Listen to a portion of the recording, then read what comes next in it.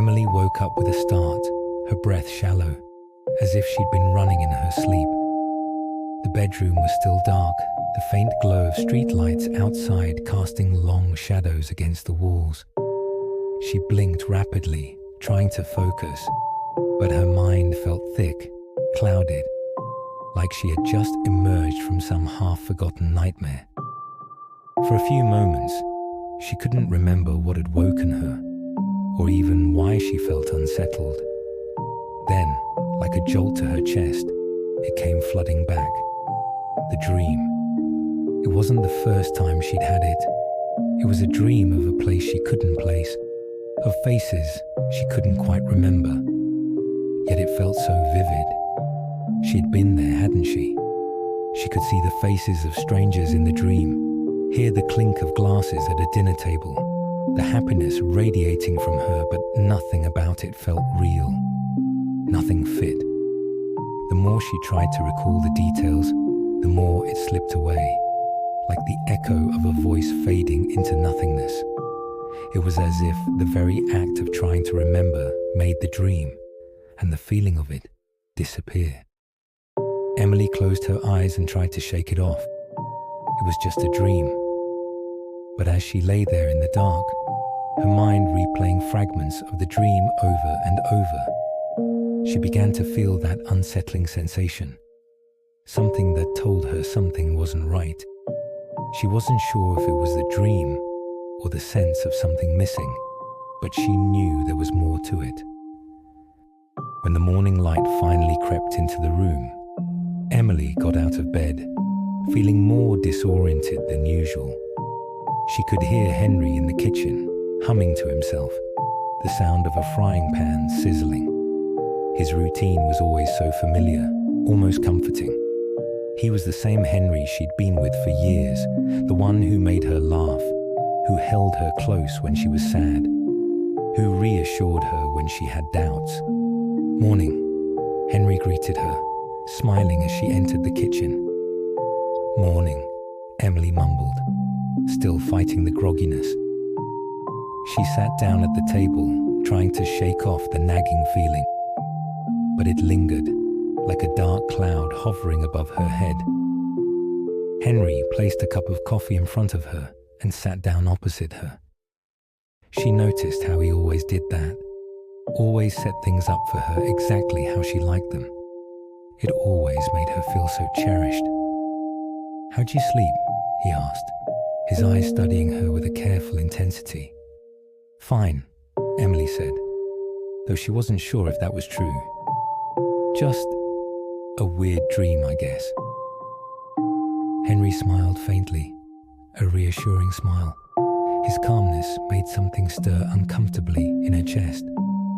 "You've been under a lot of stress. You'll be okay.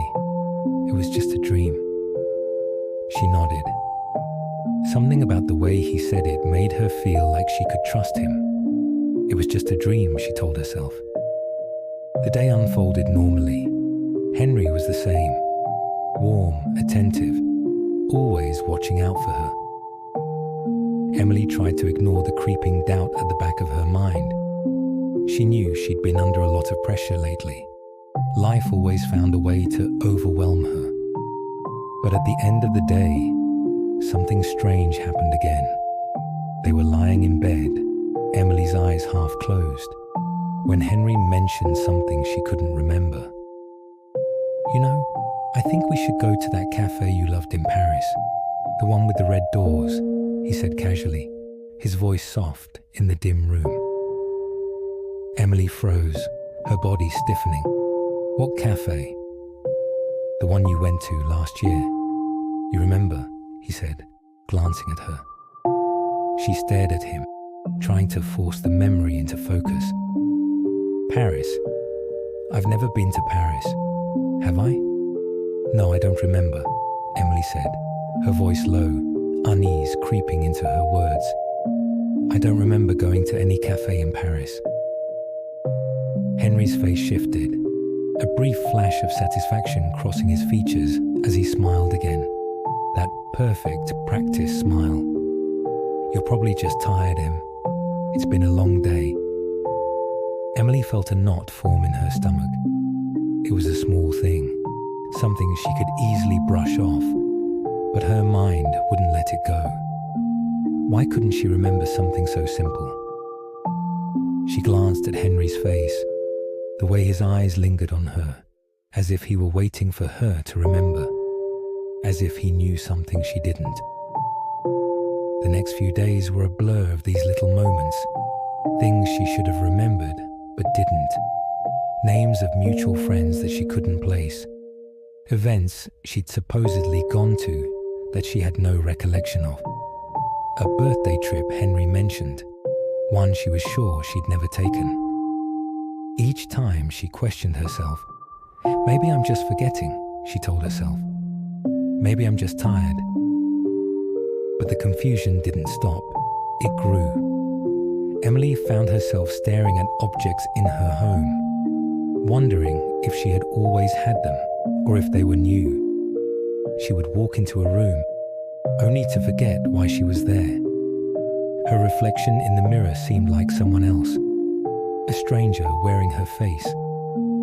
And when she tried to talk to Henry about it, his calm reassurances only made it worse. "You're just exhausted, Emily," he'd say, with that quiet smile. "Don't worry, everything is fine. You're fine." But each time he said it, her heart would race a little faster, a little harder. She wasn't fine. She knew it, even if she couldn't quite put her finger on why. One night, after a particularly rough evening, Emily couldn't sleep. She lay awake in bed, staring at the ceiling, the darkness surrounding her. The more she thought about it, the more she realized. Henry was the only constant in her life. She couldn't remember the last time she'd had a memory that hadn't been shared with just him. Her hand reached out for his in the darkness, and he squeezed it back, his touch warm and comforting. "You're fine," he whispered again. "Just trust me, Emily. You're fine." But as she drifted off to sleep, one thought echoed in her mind, louder than the rest. Am I really? The next day, Henry was different, calm but more intense. He lingered longer, watching her, listening for the smallest sign of doubt. "You're almost there," he told her, in a voice that held an edge of something sinister. "I've made you perfect, Emily. You just need to trust me. You don't need to worry about those memories anymore. You don't need anyone else but me." Confusion gripped Emily. "What do you mean, perfect?" Henry's eyes gleamed with a quiet satisfaction. "All the things that were holding you back, the memories, the pain, the distractions, I've erased them. You don't need anything or anyone else now. All of those old things, the people, the places, the life you had before, none of it matters anymore. The only thing that matters is us. We're building a life together, Emily. A perfect one. You'll only ever remember me." Her chest tightened as the weight of his words sank in. She couldn't breathe. She couldn't focus. His voice was like a soothing balm, wrapping itself around her mind. Only him. It felt comforting. It felt right. And yet, it felt like a trap. "What have you done to me?" Emily whispered, her voice trembling. Henry didn't respond immediately. He just smiled, the smile that never seemed to fade, even as her world began to crumble. "What's wrong, Emily? You're finally free from all those burdens. You're only mine now, only us. Don't you want that? Don't you love me?" And in that moment, Emily realized, too late, that the memories that had shaped her life, the experiences that made her who she was, had all been wiped away. She was no longer the person she was before and could no longer remember what that version of her was like. She was just a shadow of herself, a version that was shaped and controlled by Henry, and it was too late to escape. All of her memories had been carefully erased, replaced by the vision Henry wanted her to have. A life with him, A perfect life that made him the center of her universe, where he was all that mattered to her, where he could do anything to her and she would always be there. Emily had no one left but him. She had nothing but the illusion of a perfect love.